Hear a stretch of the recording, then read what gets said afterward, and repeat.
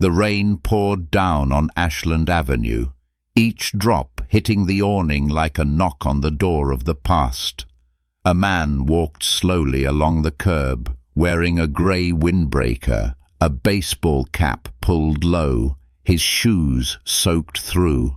No one glanced back, and no one needed to know that beneath that weary exterior was the founder of the Bun Boss empire, the famous sandwich chain known throughout America. But today, Jackson Ward wasn't here to cut a ribbon, sign a multi-million-dollar contract, or speak on television. Today, he was just Luke Barrett, a lost tourist in the middle of store number 17, which was decaying both literally and figuratively. The light above the cash register flickered as if about to go out. The promotional sign was still a model from 2 campaigns ago, a damp-stained wall and an old cook with a melancholic gaze. That's what greeted him as he walked in. The smell of grilled meat and pickles was still intact, but what Jackson felt most clearly was a weariness that clung to every corner of the tiled floor. The cook's name was Eddie Romero, his salt and pepper hair tied neatly at the nape of his neck, a small scar on his left hand, perhaps from a moment of carelessness by the grill. He looked at Jackson with a forced smile.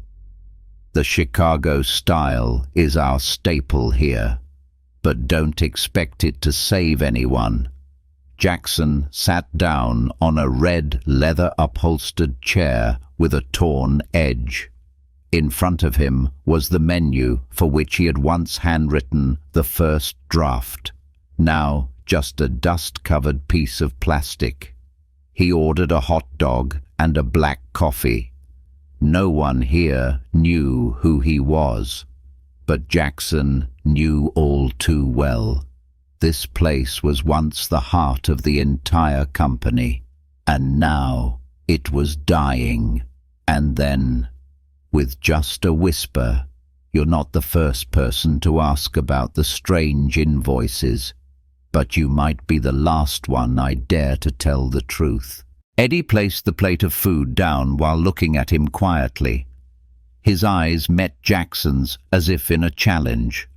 Then Eddie added, almost like an invitation, "If you really want to hear something strange, come back after 4 o'clock." Jackson nodded slightly, not knowing that very moment an unwitting nod would lead to a chain of heartbreaking truths.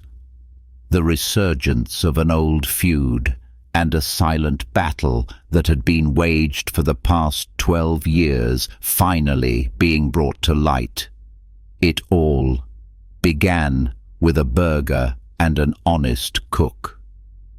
The bell on the door chimed ting once more as Jackson left the shop, but the sound brought no joy. His shoes felt heavy as he stepped through the puddles dotting the curb. He had set foot in hundreds of branches, from small street corners in New Orleans to high-end shopping centers in Seattle. But no place had ever made him feel as cold as the very kitchen once hailed as the founding soul of Bun Boss. Back at the hotel, he took off his sunglasses and set his baseball cap on the table. The face in the mirror reflected a man in his 40s, with dark circles under his eyes and a stubbly beard, no longer the dapper CEO in a pressed suit, but an out-of-place plumber. Jackson flopped onto the bed. Eddie's words kept echoing in his mind. Someone is gutting this place. Not quickly, not obviously, but enough to make everything wither from the inside. He didn't sleep a wink that night. Every story Eddie told, every vague expense, every ignored repair request, every unusual delivery was a piece of a puzzle he had vaguely sensed for a long time. Bun Boss was being eroded. From the inside, at 4 p.m. Jackson returned to the shop as promised. The sky was still overcast, and the light inside the restaurant was dimmer than at noon, or perhaps it was just because there were no more customers. The closed sign was hanging on the door. He pushed it lightly and stepped inside. Inside, Eddie was wiping down the countertop with slow, almost lifeless movements. Not like someone cleaning, more like someone comforting himself with a routine. "You actually came back," Eddie said, without turning his head. "You told me to," Jackson replied, walking to the same chair from earlier. "Didn't think you would, though," Eddie said. His voice was deeper, revealing a clear fatigue, a tiredness not just from work, but from years of silent endurance. "Want something to eat?" Eddie asked, turning halfway, the tongs still in his hand. Jackson gave a slight nod. "Anything you make with your own hands. I believe a good cook doesn't need a menu." Eddie managed a faint smile, not a welcoming one, but a curve of the lips as if he were trying to find himself again. He took out a deep red sausage, a type rarely on the menu, and threw it on the grill. The sizzle echoed in the quiet space, making Jackson suddenly remember the first day he and Trevor opened their first food truck at the corner of Main and 8th Avenue. That day, too, was a rainy afternoon, the same fragrant smell of grilled meat wafting from an old cast-iron pan. But now, that co-founder was the one behind all the ghosts in the system. Eddie began to talk about the early days when he worked under the former owner, Ike, a fair, trustworthy man who placed his reputation in every sandwich. Then came the day Bun Boss acquired them. Things were good at first, but in the last 4 years, changes started to creep in. Late deliveries, repairs that never came, invoices that became more and more unreasonable. Eddie turned back to look at Jackson as the sausage finished cooking, placing it on a bun, adding mustard, peppers, and onions. His eyes were red, but no tears fell. "I used to think I must be paranoid, but then I started tracking the invoices every day, saving every delivery slip, creating my own spreadsheets, and every time I submitted an error report to the system, the email would disappear. The call would be disconnected. The shipping company would blame a software glitch. But it was intentional, not a glitch." Jackson was silent. His hand tightened around the still warm coffee cup. He no longer had any doubt this was the truth, and this was the first time he was seeing it through the eyes of someone who had been on the front lines for too long.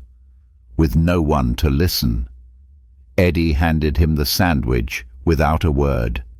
Their eyes met, and in that moment, Jackson understood.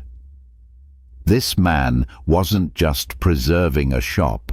He was fighting against an entire giant machine with only his honor and a faith that was slowly wearing thin. Jackson took the hot dog that Eddie handed him.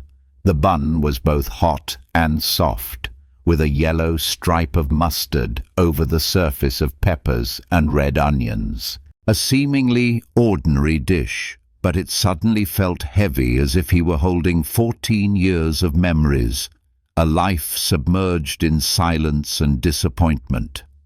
He took a bite. The spiciness hitting his palate, it was the Texas Ranger, as Eddie called it. Pungent, sobering, and uncompromising. Jackson suddenly thought maybe Eddie chose it on purpose so that the things about to be said wouldn't be swallowed by gentleness. Eddie stood behind the counter, wiping the tongs as if they were the only clean thing left in his life. "You know," he began, "one time I received a shipment of 10 cases of medical gloves." Jackson frowned. "Gloves?" Eddie nodded, his gaze as sharp as a knife. "We only use those during peak season. Maybe we go through 1 box a week. Yet the system recorded that I had consumed 72 boxes in just 3 weeks. Along with that came a $480 invoice for a food safety inspection that no one ever showed up for." Jackson swallowed the half-eaten bite, his throat tight not just from the spice. "Did you report it?" "Did everything," Eddie said, throwing the cleaning cloth onto the counter. "I emailed internal audit." No reply. Called the regional office voicemail. A week later, my management software started acting up. It would say wrong password when I tried to log in, and then he opened a drawer and pulled out a white envelope. I received this. Jackson opened the envelope. A thin piece of cardstock. No logo, no signature. Just one line printed in bold in the middle of the page. "The stand is underwater. Stop making waves or everyone drowns." He looked at Eddie, the honest cook once considered the core of the shop's culture and who was now being threatened with the language of the mafia, with no one on his side. "I have a daughter," Eddie said, his voice lowering. "Janie. She's a sophomore at Wisconsin State. I'm a single father. Raised her on my own since her mother died of cancer when she was 8. Jackson looked up. Eddie's eyes were welling up, but he held on to a stoic composure like an old soldier accustomed to bearing his wounds in silence. "If I get fired," he continued, "I don't just lose my income, I lose my daughter's future. And when people started calling my phone and saying nothing, I understood this isn't about invoices anymore. This is a game, and I'm just a small pawn." The air in the shop grew thick. The light above the cash register continued its tired flickering as if it, too, were trying to speak of things that had been ignored. Jackson closed his eyes for a moment. He had built Bun Boss his entire life with the belief that the product, the people, and transparency would be its foundation. But now, what he had built had become a playground for a manipulator. And the very people who upheld that foundation, like Eddie, were being suffocated. "Do you know who's behind Pinebridge?" Jackson asked, his voice as low as a river on the verge of a storm. Eddie was quiet for a few seconds, then said slowly, "The name I heard most often from the delivery drivers was Trevor Phillips." Jackson's heart seemed to stop. That name, he knew it all too well. A chill ran down his spine. It wasn't from the rain outside. It was because he had just realized the person gutting his system was none other than the man who had stood beside him when they laid the first brick of the Bun Boss empire. At 4 p.m. sharp, Jackson returned to store number 17. There was no longer the smell of food.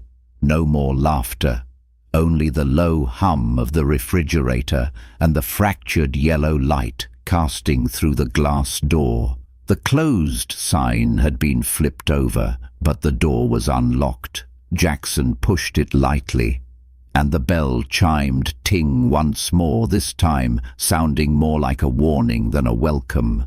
Eddie stood there, in front of the grill, but his hands were empty. He was just wiping the countertop, for who knows how many times that day. His shoulders were slightly hunched, as if someone had taken the spine from an old warrior. "You actually came back." Eddie's voice was hoarser than it had been at noon. No more jokes, no more smiles. "I promised," Jackson said, stepping inside and closing the door behind him. He sat down in the exact same chair from that morning. The tear in the side of the chair now looked like an open wound, starkly visible in the quiet space. Eddie said nothing, just opened the cooler and took out a dark, reddish-brown sausage. Texas Ranger, he introduced, the spiciest item on the menu. "I make one for myself whenever my mind's a mess. At least it will force you to be sharp." Jackson nodded. "I need to be sharp right now." A sizzle rang out as the sausage hit the hot griddle. The smell of seared meat and pungent spices rose, making the air thick. Jackson watched the thin ribbons of smoke rise and then vanish like the years of trust he had once placed in Trevor Phillips. "Have you ever heard that name?" Eddie asked. Trevor Phillips. Jackson tried to keep his face impassive.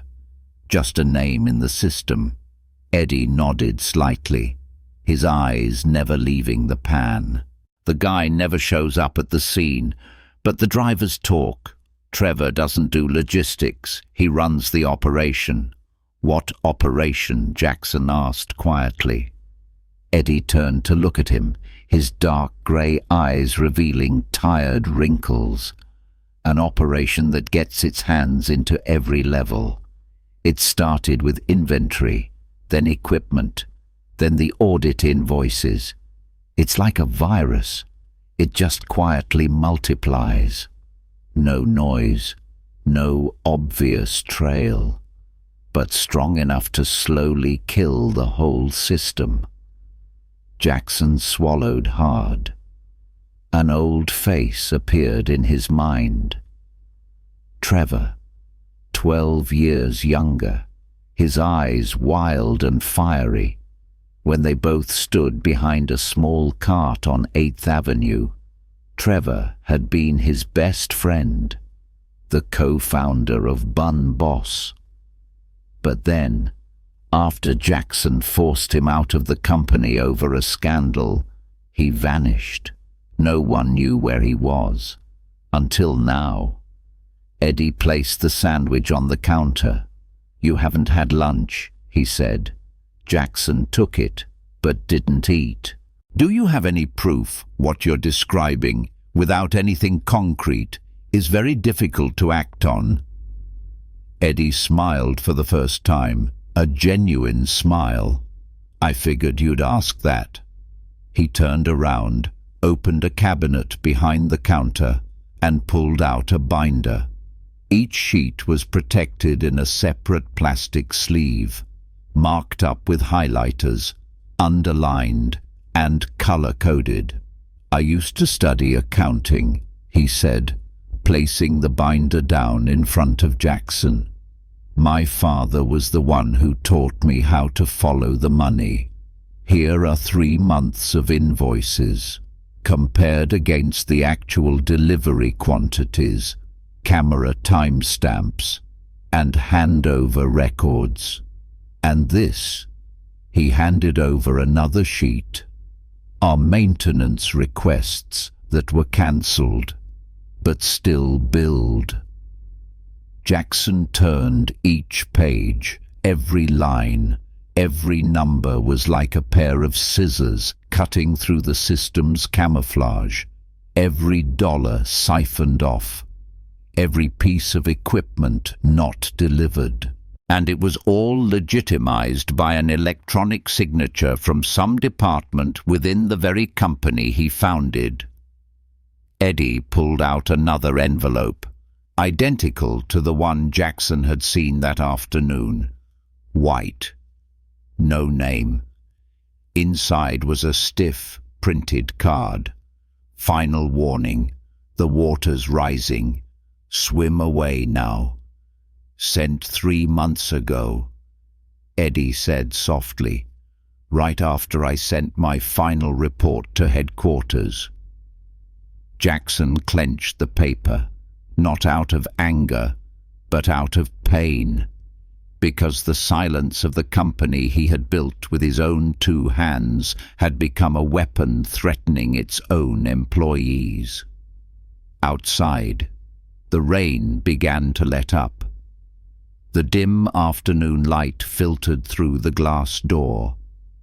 Eddie sat down across from him, his back slightly stooped, holding a cup of cold coffee. "Who are you?" Eddie asked. "Really?" Jackson looked directly at him, but he didn't answer yet. Instead, he said only one sentence. "I'm the person who can't sit by and watch this continue." Eddie nodded slightly, his eyes never leaving Jackson.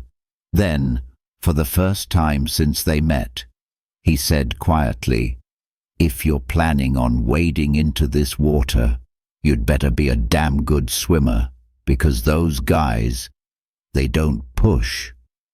They drown." Stand number 17 was submerged in the dim twilight. Each flickering light bulb seemed to be trying to hold on to a final shred of hope before night fell. Jackson sat there, silent, his hands still resting on the stack of documents Eddie had just given him. Inside him, a battle was raging between anger, guilt, and a deep, sharp pain. The feeling of someone who once considered an enemy a blood brother. Trevor Phillips. Jackson repeated the name softly. Eddie looked up. "You know him?" Jackson nodded, slowly. Then he sighed a sigh that carried the weight of 12 years. "Not just know him. He was someone I once considered my own flesh and blood." He pulled his chair closer to the counter, his gaze distant as if tracing a path back to a forgotten time. "We started everything on the sidewalk. An old hot dog cart, a leaky propane tank, a boiler we always had to keep an eye on. But we had one thing others didn't: absolute trust in each other." Jackson let out a small laugh, a laugh tinged with bitterness. Trevor was the visionary. His ideas were ahead of their time. And I was the one who kept his feet on the ground. I handled the books, the contracts, the health and safety codes. He handled the customer experience, the flavors, the feeling. We were the perfect pair. Until money came into the picture. Eddie said nothing. He poured coffee into a paper cup and pushed one toward Jackson. "Then what happened?" he asked quietly. Jackson took the coffee, his hands clenching it gently. The steam fogged up his glasses. He started to change, showing up late, drunk, yelling at employees. One time, he smashed a whole refrigerator because an employee forgot to place the bell peppers in the right spot. The investors started pulling out. I had to choose between the company and our friendship. Jackson's voice dropped. I bought out his shares, pushed him out of the company. Not for revenge, but to save the brand, to save the innocent people affected by his fits of rage. Eddie frowned. And now, he's back. Jackson nodded. Not with a gun, not with a lawsuit, but with something far more vicious making the system bleed out slowly. One invoice, one component, one person like you. Eddie leaned his back against the wall.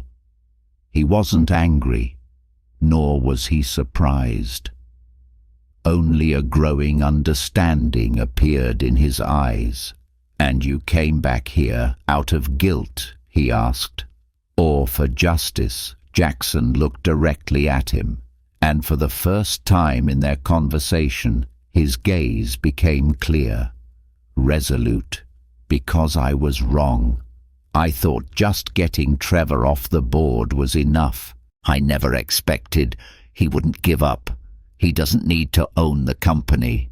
He just needs to destroy it from the inside, and I can't let that continue, especially when the price is paid by people like you." Outside on the street, a white truck quietly parked by the curb. The Pine Bridge Solutions logo was faded on its side. A man in a uniform stepped out with a clipboard in his hand. Eddie walked to the front to receive the invoice. 10 cases of premium tomato sauce, he muttered, frowning. "We didn't order this week." The delivery man shrugged.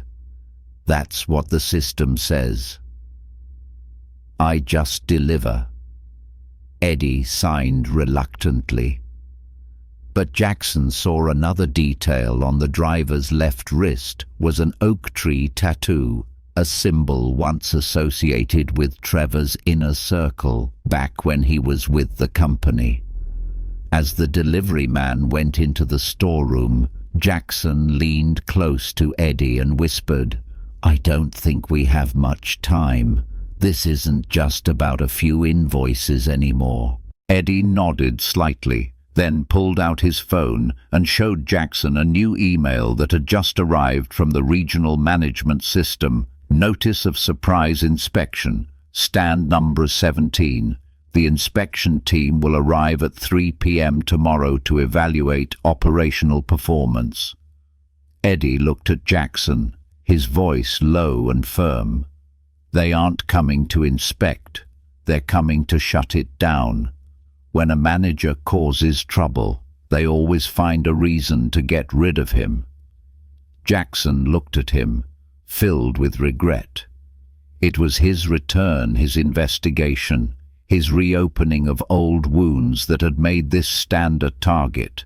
But he also knew silence was no longer an option. The rain had stopped, but a cold night wind blowing in from Lake Michigan seeped into his bones. Jackson barely slept. He spent the entire evening in his hotel room, sitting in front of his laptop, the flickering blue light reflecting off his glasses. Every invoice was cross-referenced. Every delivery was compared against photos of the stockroom. Every name in the Boss internal system was cross-checked with personnel files from Pine Bridge Solutions. And then the names emerged, one by one: assistant supply chain manager, regional head accountant, an order processing clerk. All of them had once been Trevor Phillips's people. Jackson left the desk, stood before the hotel window, and looked down at the city sinking into sleep. But inside him, a storm was forming. He could now clearly see the poisoned veins of the brainchild he had once loved so dearly. The next morning, he was at stand number 17 at 5:30 a.m. The door was ajar. There was no bell sound as he pushed the door open. No lights were on, no smell of coffee or early morning grilled meat. Only the rustling of paper from the end of the counter. Jackson walked quickly through the main area, his heart pounding. When he reached the small manager's office in the back, He froze. Eddie was kneeling on the floor. In front of him was a mess of overturned documents. The safe was wide open. Files, invoices, copies of reports, the things they had painstakingly collected over the past few days, were scattered about as if someone wanted to send a message. We got in, and no one can stop us. Eddie looked up. His face was pale. His hands were shaking. His eyes vacant. You shouldn't have come here, he said softly. No one should come anymore. Jackson stepped in, bending down to help pick up the papers. What happened? I got here about 20 minutes ago. Everything was already like this. Eddie whispered, camera off. No signs of a break-in on the outer lock, but the safe was opened with the correct code. They didn't ransack it, just took the originals and left. This. He pointed to the edge of the desk. Jackson turned. A white envelope sat there neatly. Cold. No signature. No trace. Jackson opened it. Inside was a card, like before this time, with only 2 words. Final warning. Below the bold print was a smaller line. The water's rising. Swim away now. It was no longer subtle. No more psychological games. This was a direct threat. Jackson gripped the card, his arm trembling slightly, not from fear, but from rage. They had gotten in. They knew they were being watched. And most importantly, they wanted Jackson to know it. Eddie sank into his chair, pulling his phone from his pocket. And it doesn't stop there, he said. He handed the phone to Jackson. On the screen was a new email from the Bun Boss management system. Subject, Operational Review, Immediate. Body compliance team will arrive at 3:00 p.m. today to assess performance at stand 17. Be prepared for possible closure review. Eddie read it out loud, his voice hoarse. They're coming today, just like I said. They don't inspect to fix things. They inspect to shut us down. Jackson felt a heavy weight in his chest. He had once believed that a CEO could change everything from the top down with decisions, with directives. But now, everything was collapsing from the bottom up, and he was the one who had triggered the tsunami. It's all my fault, Jackson said softly. I came here. I investigated. I made them notice you. Now you're the one who's going to take the fall. Eddie looked at him longer, deeper. Then he bit out each word. I don't blame you. I knew this would happen sooner or later. I just hoped I'd be strong enough to stand when the wave hit. A notification chimed. Eddie's phone buzzed. He answered it. Yes, this is Eddie Romero. After listening for a few moments, the color drained from his face. His hand gripped the phone tightly, his mouth stammering. No, that's impossible. I sent the money last week. Please. Jackson frowned. Eddie hung up, his hand dropping as if he was about to collapse. Janie's college, he said, his eyes bloodshot. They said the tuition payment was reversed. My account. It's been frozen. Silence filled the room like a death sentence hanging over both their heads. They didn't just want Eddie to lose his job. They wanted him to lose everything, from the stand to his daughter's future. Jackson slowly pulled a wallet from his inner jacket pocket. He took out an old checkbook, quickly wrote a line, signed it, and handed it to Eddie. $4,800.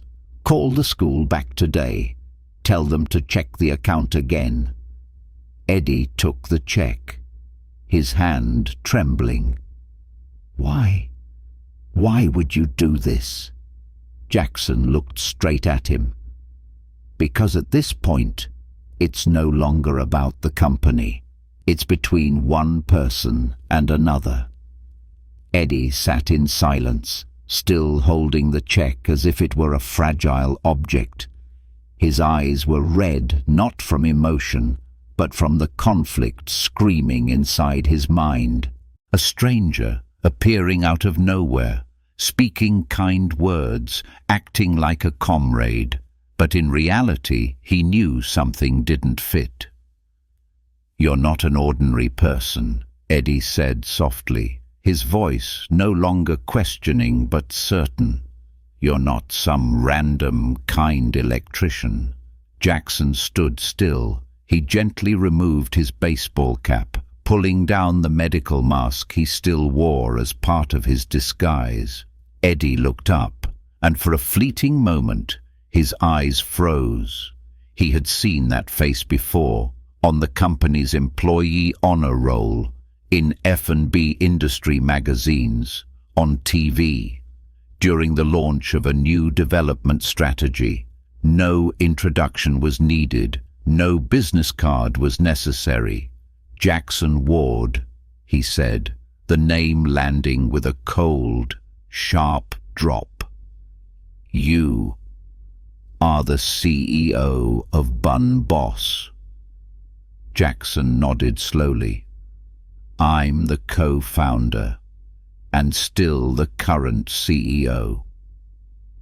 Eddie dropped the check on the table and shot to his feet, his chair tipping over behind him. "You've been watching me from the start," he snapped. "You came here pretending to be a customer, an electrician, getting on my good side while secretly checking invoices, recording conversations, prying like a predator." Jackson took a step forward, holding out a hand. "I didn't come here to deceive you. I came because I needed the truth. The internal reports are no longer trustworthy. The people at the top are blinding me. I have no one left to trust but people like you. So you let me trust you." Eddie's voice choked. "And then when I need someone to be on my side, you finally say I'm the CEO. Trust me." Jackson was silent.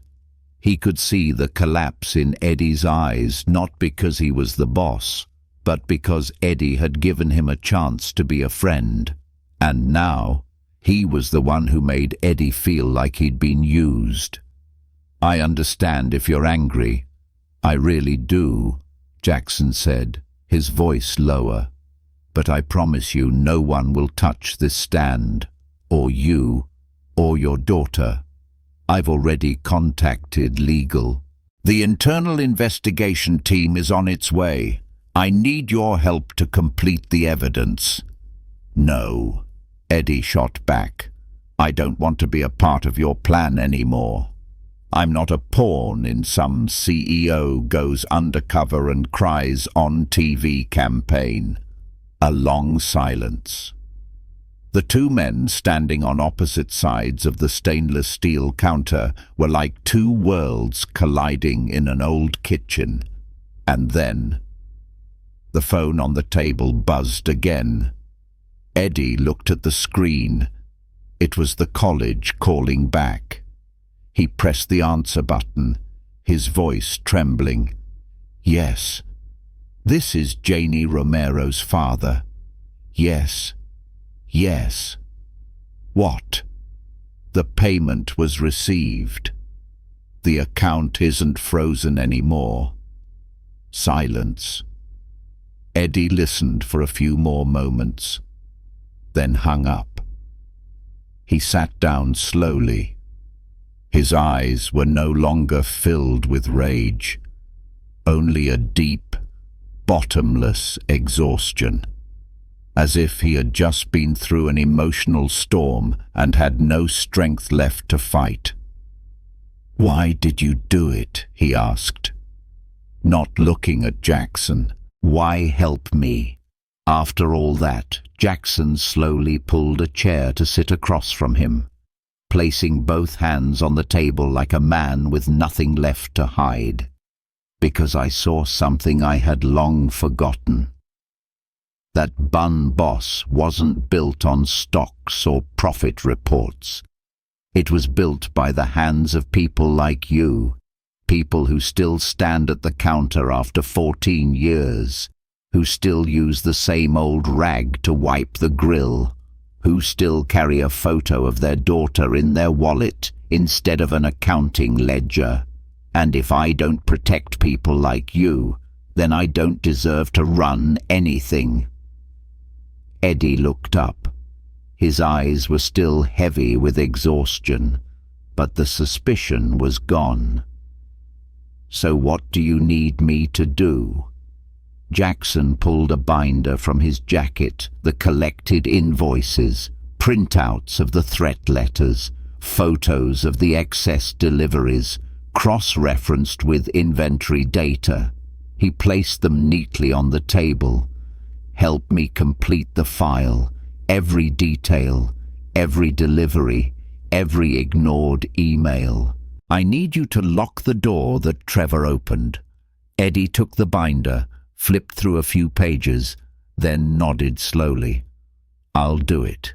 Not for the company, not for you, but for the remaining employees, for kids like my daughter, so that in the future they won't have to live in fear and obscurity." Jackson held out his hand. Not as a CEO, but as a man who wanted a fresh start. Eddie looked at that hand.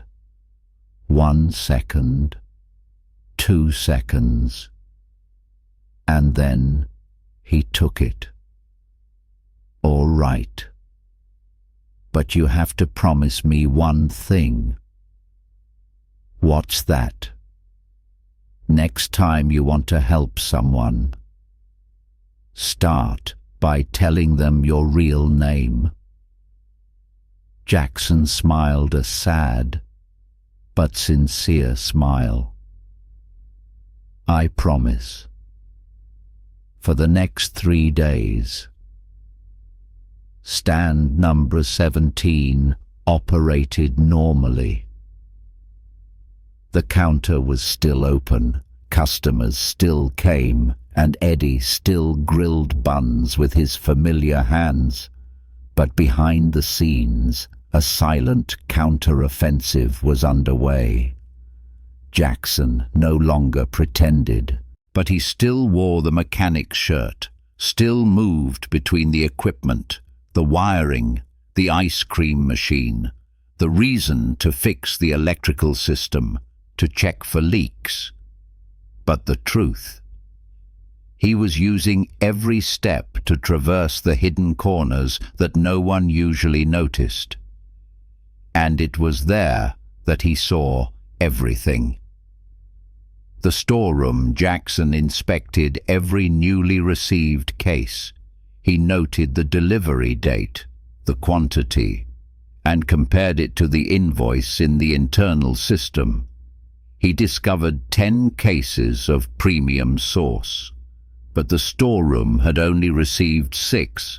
The other 4 had never arrived. Repair equipment. An ice cream machine that had been completely replaced according to a $4,200 maintenance order. But inside, the technical sticker still showed a manufacturing date from 8 years ago. Scene photos. Jackson used his phone to photograph every item, cross-referencing them with the photos Eddie had previously saved. The result: dozens of falsified invoices, a series of maintenance visits that never happened. Inside the small manager's office behind the kitchen, a diagram of the Bun Boss system covered the wall. Eddie used a highlighter to connect the stands with irregularities. The more he looked, the clearer it became. Pine Bridge Solutions had infiltrated at least 26 locations, from the Midwest to the East Coast.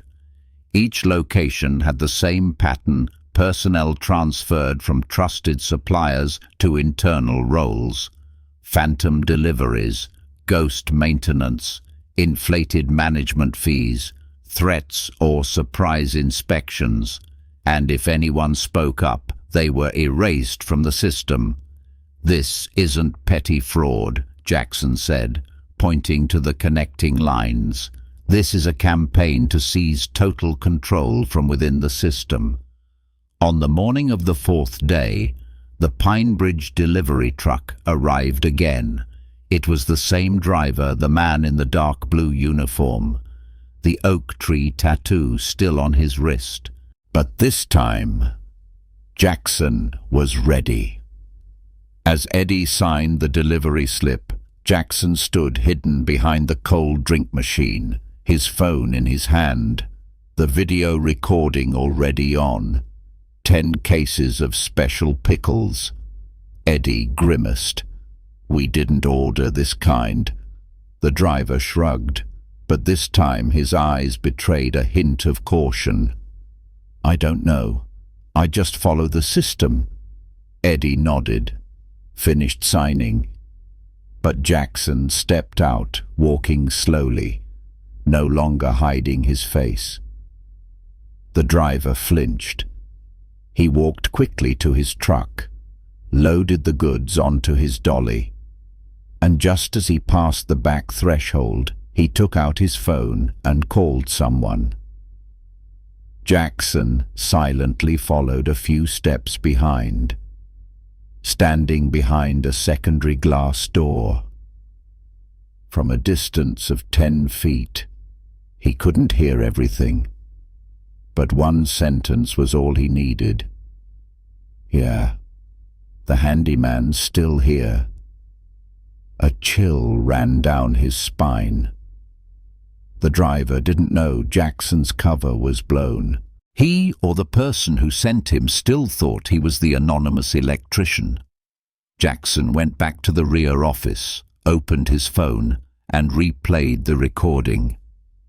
The man's voice was captured clearly, enough to link him to at least 3 illegal shipments.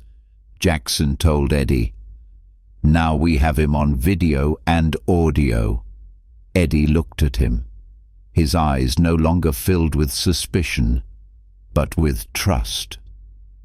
"Is it enough to take down Trevor?" Jackson shook his head. "No, but it's enough to make him step out of the shadows."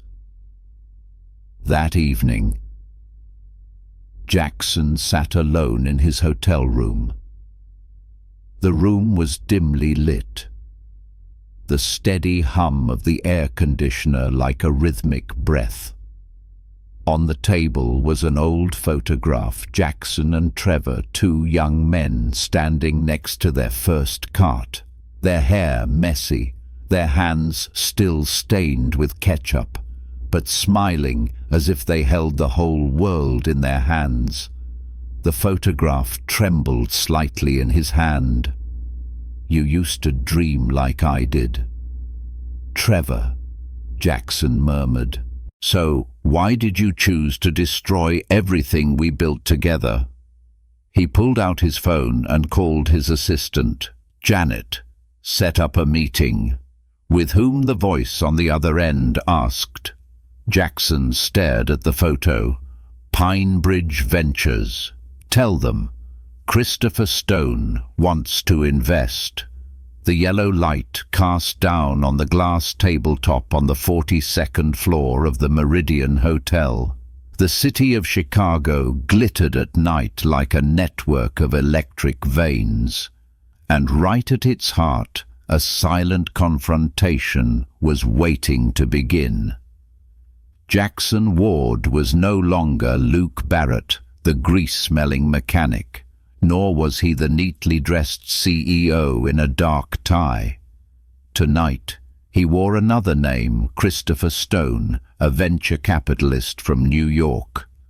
Wealthy, sharp, and full of ambition. His charcoal grey suit was perfectly tailored. The collar of his shirt was open 2 buttons, a Swiss watch on his wrist. He sat at the central table of the luxurious rooftop bar, a glass of whiskey sitting quietly in front of him, still untouched. He needed his mind to be sharp, extremely sharp. "Mr. Stone," a female voice said from behind him. He turned. A woman in a grey suit walked confidently, holding an iPad. Amanda Weiss. She introduced herself. Vice President of Strategic Development for Pinebridge Ventures. "Mr. Phillips will be here in a few minutes." Jackson smiled faintly. "No problem. The view is beautiful. I'm in no hurry." The two exchanged a few words about investment trends, about innovations in the post-COVID supply chain. But Jackson wasn't listening closely. His ears were tuned to the elevator behind him. At exactly 900 p.m., the elevator doors opened and Trevor Phillips appeared. Trevor walked out as if he had never lost a thing. A dark blue suit. His salt and pepper hair was slicked back, his face expressionless, but his eyes, they were the same eyes, cold, cunning, and utterly confident. "Christopher Stone," he said, shaking Jackson's hand as if they had just met for the first time at a tech conference. "A pleasure to meet an investor who likes to take risks. What's a better investment than a company that operates from behind the scenes but still controls the whole stage?" Jackson replied with a smirk. Trevor sat down, signaling the bartender for a drink. Straight to the point. "I like that. Pinebridge seems to move fast." Jackson began. From toilet paper to sanitation contracts for an entire chain of stores. Not to mention, the consulting fees are very interesting. Trevor smiled faintly. "We call it potential performance analysis. Or is it just a fancy term for skimming?" Jackson tossed out lightly. Trevor raised an eyebrow but kept his smile. "You understand the system well. I like people with a sharp mind." Silence. The two men on opposite sides of the marble table, their gazes like two small blades clashing under the table. "I heard," Jackson continued, "that Pinebridge is doing business with Bun Boss." Trevor raised his glass, took a small sip, then set it down. "It's just a fast food chain," he said. "It used to be an icon. Now it's just easy prey. We don't rob anything. We exploit what no one bothers to protect."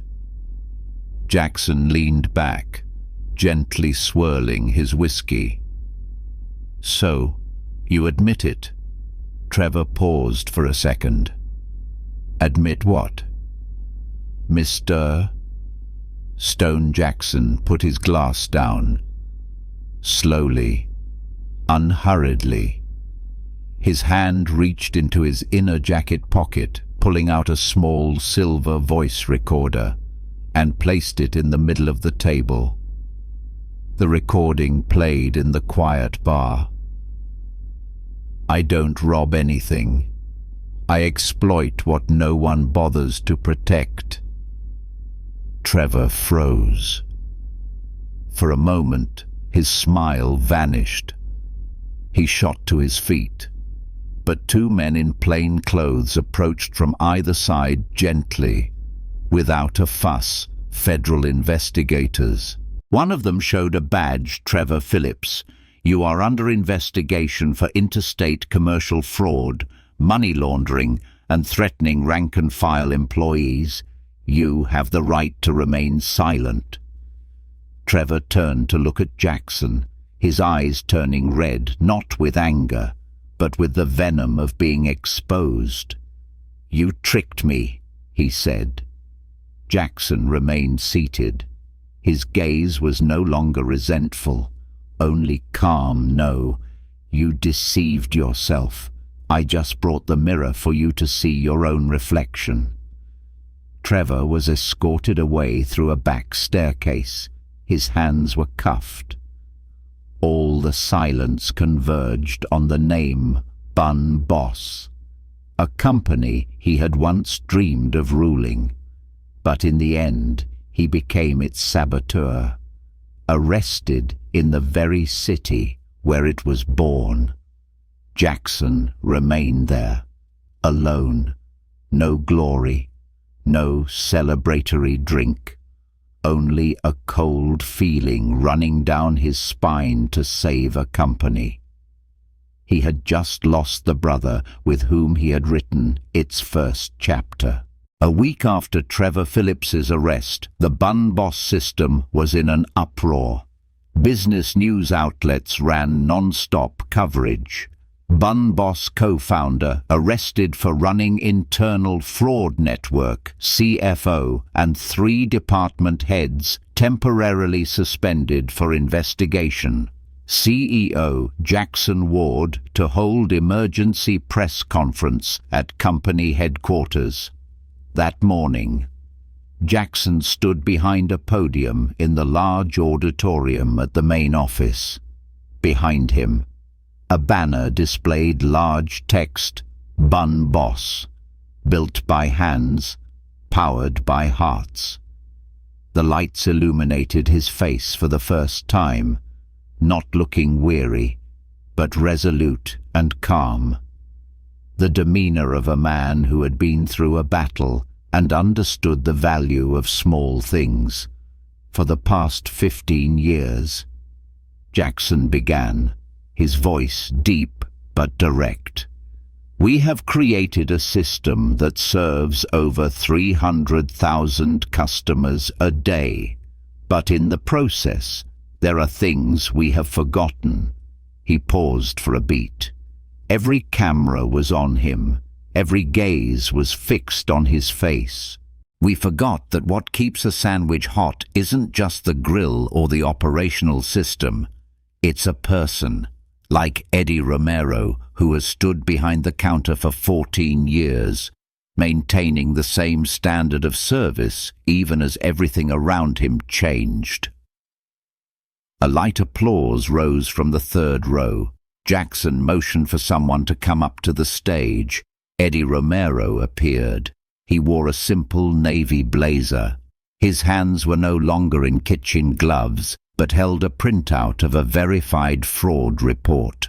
But his face was still the same old Eddie, calm, genuine, and a little shy in the spotlight. Jackson turned to him, placing a hand on his shoulder. This man did not stay silent when he saw something wrong. He documented every invoice. He cross-referenced every item. And finally, when no one would listen, he still didn't give up. The entire auditorium stood up. The frontline employees from various locations wearing their red and blue uniforms applauded like thunder. Eddie bowed his head slightly. He said nothing, but his eyes were wet. Jackson continued, "Starting this week, Bun Boss is announcing 3 strategic, system-wide changes. 1. Legacy Reinvestment Fund, $20 million, will be invested in over 80 older stores at risk of deterioration, prioritizing facilities, equipment, and the retraining of all frontline staff. 1. Keepers of the Flame Scholarship Program. Children of employees who have worked for 3 years or more will have the opportunity to receive college scholarships ranging from $3,000 to $15,000 per year.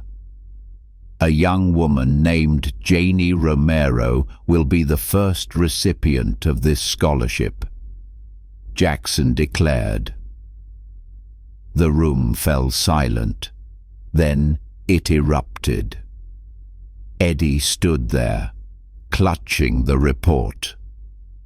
His face showed utter disbelief, not because of the money, but because for the first time, the truth he had held on to for so many years was being acknowledged.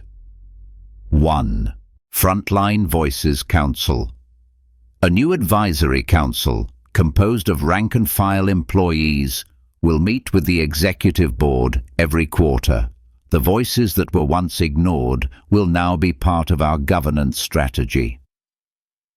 At the end of the press conference, Jackson walked outside with Eddie. The midday sun shone through the high-rise glass panels, creating streaks of light on the concrete below. Jackson handed Eddie a card, Senior Internal Advisor, Operations Control Systems. Eddie looked at him, stunned. "I'm not an office guy. That's exactly why I need you." Jackson smiled. "I don't need a PowerPoint expert. I need someone who knows when the stove needs replacing and what the grease of deceit smells like." Eddie took the card, nodding slightly. "If you really want to rebuild everything from the ground up." Jackson looked at him, his eyes serious. "Then I need to do it with the people who held on to its soul when everyone else had given up." Monday morning. The Chicago weather was unusually mild. No rain, no strong winds, only early morning sunbeams filtering through the stone-paved sidewalk, shining gently on the old sign of Bun Boss Stand number 17, the place where it all began. A man approached. No bodyguards, no press corps, no packed meeting schedule. Just Jackson Ward, in a white shirt with rolled-up sleeves and simple khaki pants, carrying a brown paper bag and a folded apron. His hand was still stained with morning coffee. The glass door was propped open. The gentle scent of onions and pickles drifted out, a smell he once thought he would never experience like the first time again. But today, it felt surprisingly real. Eddie was behind the counter, slicing onions. His cook's shirt was a bit wrinkled, but his smile was as clear and gentle as someone who had finally returned to their rightful place.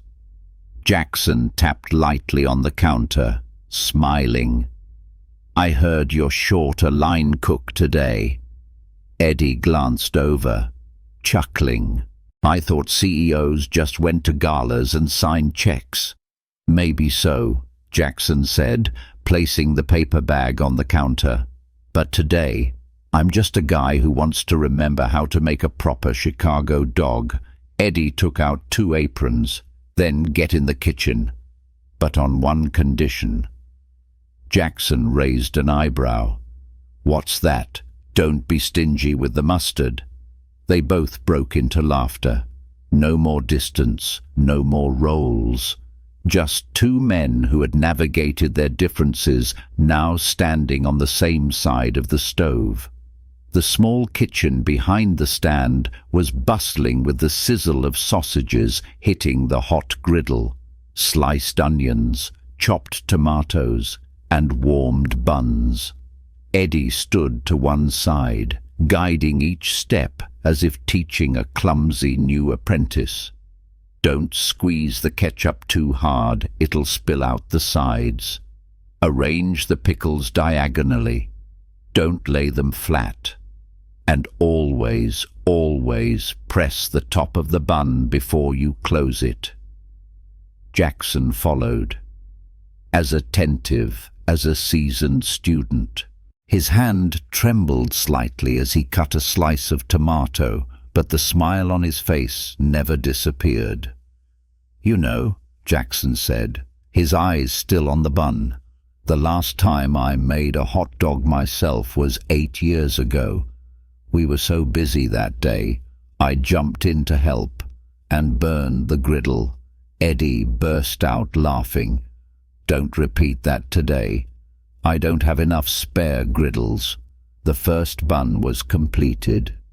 Pickles, onions, yellow mustard, green peppers, and a layer of the signature sauce. Jackson looked at it not as food, but as a piece of memory just restored. He placed the bun on a wrapper, packaged it neatly, and pushed it through the service window. "Special delivery for a special customer," he said. Eddie shook his head. "I don't know any CEOs who make personal deliveries." "Then today I'm an apprentice," Jackson replied. "Nothing more." The two of them went out to the front counter. Outside the glass, the city was starting a new day. People heading to work, kids riding bikes, a couple walking their dog. Simple things, and it was these simple things that had kept this company alive. They both sat down on the red leather stools, one of which had been newly reupholstered last week. Jackson looked down at his hands. There was still a smear of yellow mustard on the back of his hand, messy, just like the first day he sold hot dogs with Trevor. But this time, it was no longer the past. It was the present, with a future being rebuilt from the very place where it once broke. Eddie picked up the bun Jackson had just made, took a bite, and chewed slowly. He nodded. "Not bad." Jackson raised an eyebrow. "Just not bad." "The tomatoes are a bit thick," Eddie replied nonchalantly. "But it's got soul." Jackson burst out laughing, a laugh that no longer carried the burden of years of betrayal, no longer the laugh of someone trying to survive, but the laugh of a man who knew he was on the right path. That morning, there was nothing special about Bun Boss stand number 17. No grand reopening banner, no special promotions, no TV crews or social media live streams. Just an ordinary morning, but for the people who had weathered a great storm together. That ordinariness was the most sacred thing of all. Jackson sat by the window, a paper cup of coffee in his hand, his eyes watching the street. He saw the sunlight on the damp pavement, saw an employee holding the door open for an elderly woman, heard the laughter of 2 students ordering food. Small things, seemingly trivial, but they were the very things his company had almost lost while chasing metrics and an invisible power struggle. Eddie sat next to him, saying nothing.